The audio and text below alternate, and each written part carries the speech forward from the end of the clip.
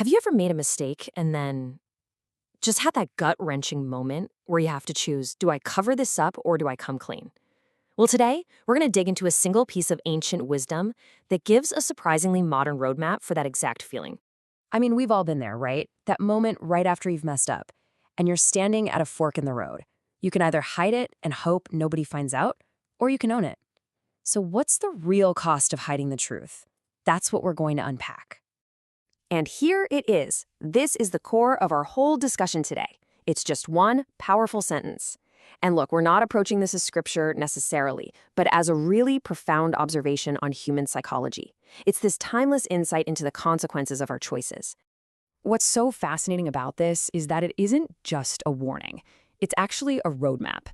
It lays out two very, very clear paths that lead to completely different destinations. So let's break them down. At its heart, it's a simple fork in the road. That's it. One path is all about secrecy, concealment. The other path is about openness, about honesty. And what this proverb suggests is that this single choice, well, it determines everything that comes next.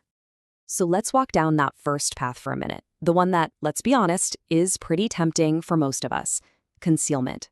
What really happens when you decide to just bury a mistake and pray it goes away? First off, let's just clarify what we're talking about here. The original text uses the word sins, which can be a heavy word for some people. A better way to think about it might be transgression. It just means any time we miss the mark or make a mistake, which, we all do. And here's the consequence. The proverb is crystal clear. Whoever hides their mistakes does not prosper. Now, this isn't about money. It's talking about a kind of internal stagnation. That feeling of being stuck, right? Unable to grow. Maybe your relationships feel like they're built on shaky ground. That secret becomes this heavy weight that holds you back from really moving forward. Okay, so if concealment just leads to being stuck, what's the alternative? Well, the proverb points to a second and very different path, the path of confession. Think of it like this. Concealment is like a closed, locked door. It just traps you inside with your mistake. But confession? Confession is an open door. It's the way out. It's choosing to face what happened, which the proverb argues is going to lead to a way, way better outcome. Now, this is a super crucial detail. This path isn't just one step, it's two. It's not enough to just confess or say you're sorry. The proverb says you also have to forsake the behavior. That just means you commit to leaving it behind, to turning away from it.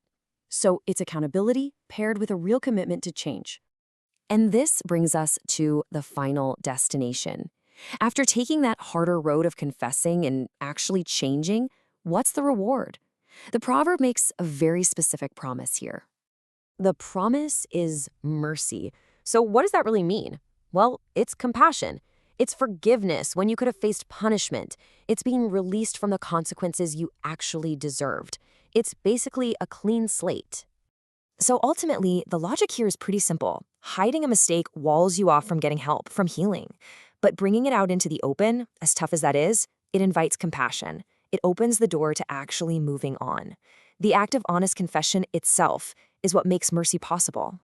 And that leaves us with a final thought, especially for our world today. An age so obsessed with projecting the perfect image. What is the true power of just admitting we're not perfect? What could we all gain by choosing the path of honest confession? It's definitely something to think about. Thanks for exploring this with me.